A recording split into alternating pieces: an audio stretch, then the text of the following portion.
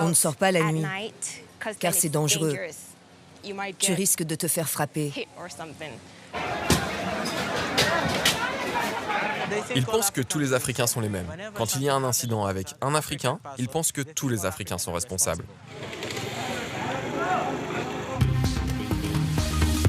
« 24 000 jeunes Africains ont choisi de partir étudier en Inde. La plupart sont satisfaits de leur formation, mais ils se plaignent aussi parfois de discrimination. Ils disent être victimes d'actes racistes et parfois même de violences. Pour en savoir plus, notre journaliste Gaël Faure s'est donc rendu à Bangalore, dans le sud de l'Inde, pour rencontrer notre observateur Tanguy.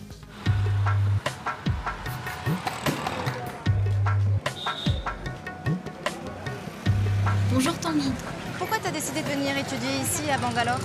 Nous avons décidé de venir étudier à Bangalore, personnellement parce que faut dire que Bangalore c'est la capitale de l'Haïti, la nouvelle technologie. Et aussi il faut dire que le coût de l'école n'est pas cher. Nous, par rapport, contrairement aux universités américaines et européennes, ici nous sommes des milliers d'étudiants africains. Les Ivoiriens, les Congolais, les Maliens, les Tchadiens, les Soudanais, les Sud-Africains, les Kenyans, Éthiopiens, il y en a plusieurs. Alors comment ça se passe depuis que tu es ici? Ça arrive souvent que nous avons des problèmes d'agression dans les rues. Nous nous faisons battre dans les rues. Moi-même, j'ai été victime de cette agression. Une fois venu de l'école, nous avons eu des arguments avec des chauffeurs de auto et cela s'est terminé par la bagarre. Nous avons été battus et là, j'ai fini même à l'hôpital. Beaucoup d'étudiants africains se plaignent d'attaques similaires. Souvent, cela part de petites querelles dans la rue. Querelles auxquelles se joignent des passants et qui dégénèrent régulièrement en lynchage. Quelquefois, les incidents sont filmés, comme ici à New Delhi en 2014.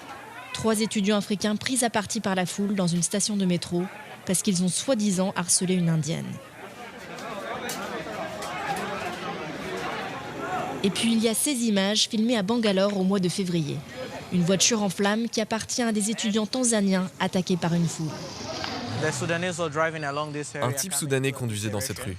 Il a percuté une Indienne qui est morte. Puis une foule d'Indiens a commencé à l'attaquer. Alors il s'est enfui par là-bas. Quelques minutes plus tard, des étudiants tanzaniens sont arrivés ici en voiture. Ils sont sortis de leur voiture et des Indiens ont commencé à les attaquer. Il y avait une de nos sœurs tanzaniennes. Ils lui ont arraché ses vêtements, elle était dénudée. Elle s'est enfuie en courant et heureusement quelques Indiens l'ont aidée. Ils lui ont donné de quoi se couvrir. Et pourquoi ont-ils attaqué ces étudiants alors qu'ils n'avaient rien à voir avec l'accident? Ils pensent que tous les Africains sont les mêmes. Quand il y a un incident avec un Africain, ils pensent que tous les Africains sont responsables. Les étudiants qui ont été attaqués ont dû changer de domicile pour des raisons de sécurité. Ils ont peur d'avoir des problèmes parce qu'ils ont osé raconter ce que des Indiens leur avaient fait.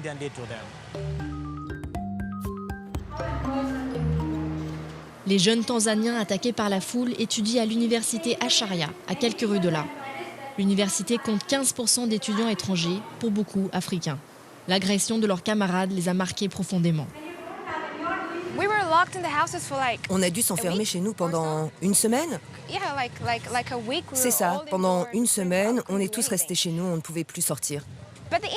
Mais des Indiens nous ont aidés. Nos amis de classe nous téléphonaient et nous demandaient si ça allait, si on avait besoin de quoi que ce soit. Si on avait besoin de courses, par exemple, ils les faisaient pour nous. Si ça leur est arrivé, je me dis que ça peut arriver à n'importe lequel d'entre nous. Depuis les incidents, il y a des habitants de Bangalore qui m'ont menacé parce que je suis un porte-parole des étudiants africains ici. Et oui, j'ai peur.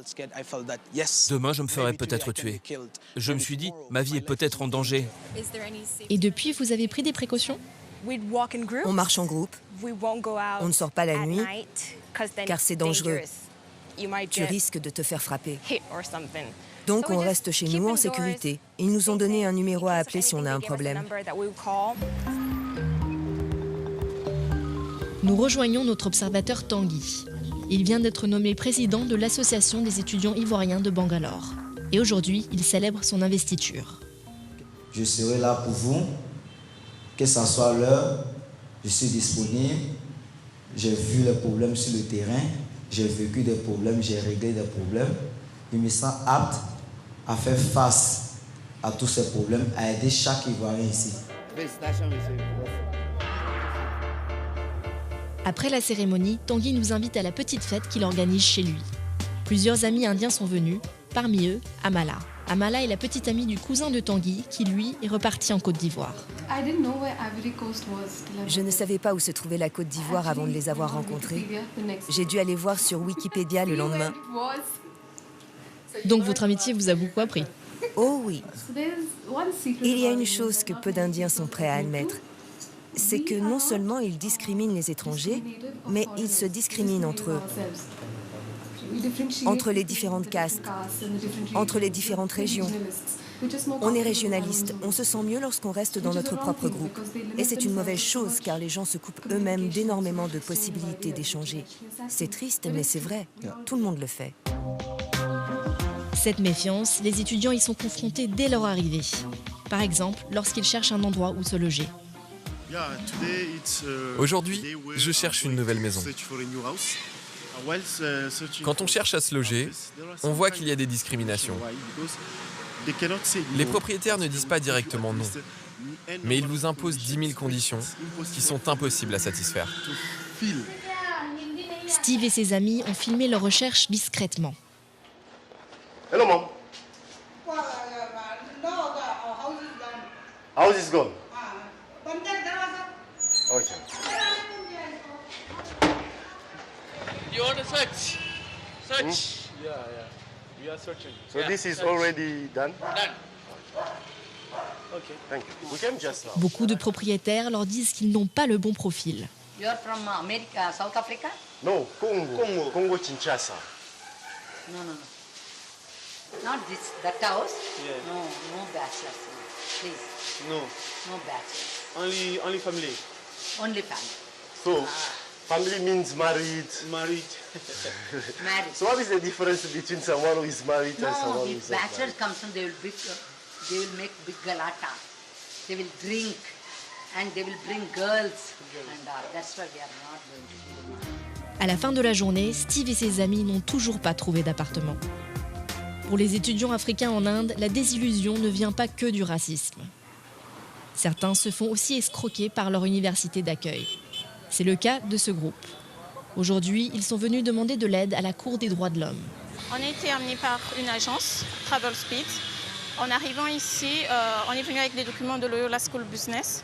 Et en arrivant, on a trouvé que le collège s'appelait Bangalore International College.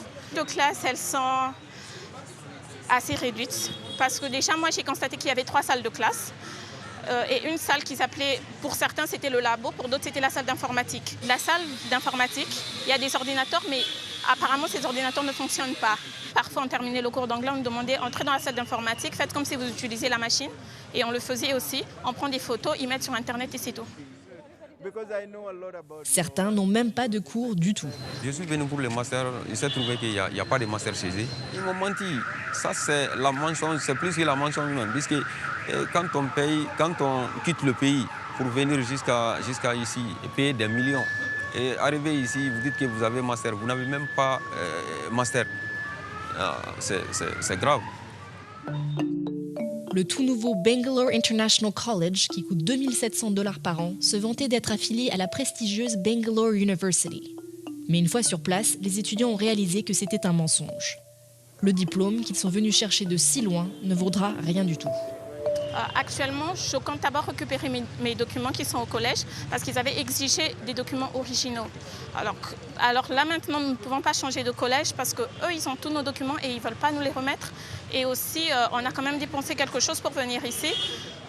Si c'est possible qu'ils nous remettent ne fût-ce que l'argent de l'inscription, ça nous permettra peut-être d'aller vers d'autres collèges qui sont affiliés. Le directeur du Bangalore International College n'a pas répondu à nos demandes d'interview. Selon la commissaire des droits de l'homme de la région, d'autres universités ont escroqué des étudiants africains de la même façon. Ils voulaient juste gagner de l'argent facile sur le dos de ceux qui s'inscrivaient. Ce doit être un modus operandi. Ils vont dans des pays africains et puis ils font venir les étudiants. Certains étudiants ne parlent même pas anglais. Ils ne parlent que français. Alors, je ne vois pas bien comment ils peuvent suivre des cours ici. Le ministre responsable de cette région n'a pas non plus répondu à nos demandes d'entretien. En revanche, le chef de la police a accepté de nous recevoir. S'il dit ne pas être au courant des problèmes d'escroquerie, il a suivi de près le cas de l'attaque des étudiants tanzaniens. Pensez-vous qu'on a attaqué ces étudiants parce qu'ils sont africains ? Absolument pas. C'est juste une bagarre sur le bord de la route. Il y a des gens qui profitent de la situation. Ça arrive. Tout va bien. Mais ces étudiants n'avaient rien à voir avec l'accident. Oui, tout à fait. On peut dire que c'était un cas d'erreur sur la personne. Une bagarre, c'est tout. Mais ils ont été attaqués parce qu'ils étaient africains. Non, non. S'ils avaient été indiens, on ne les aurait pas attaqués, si? Non, non, c'est faux. Des étudiants africains nous ont dit qu'il y avait beaucoup d'incidents où ils étaient attaqués dans la rue sans raison ou pour des petites histoires. Moi, je dis qu'il n'y a rien de la sorte. Ça n'existe pas? Non, s'il se passe quelque chose, eh bien, parfois, c'est peut-être à cause de leur comportement. Ce n'est pas qu'ils sont étrangers ou africains, non. Il doit y avoir une raison. Il doit y avoir une étincelle. Vous ne pensez pas qu'il y a des Indiens qui n'aiment pas les Africains? Non, non. Dans tous les pays, il y a des problèmes. Parfois, on ne peut pas contrôler le comportement humain. Ce sont des cas isolés. Peut-être que le racisme existe dans tous les pays. Non, non, pas du tout. Le racisme n'existe pas ici. Non, il n'y a rien de la sorte ici.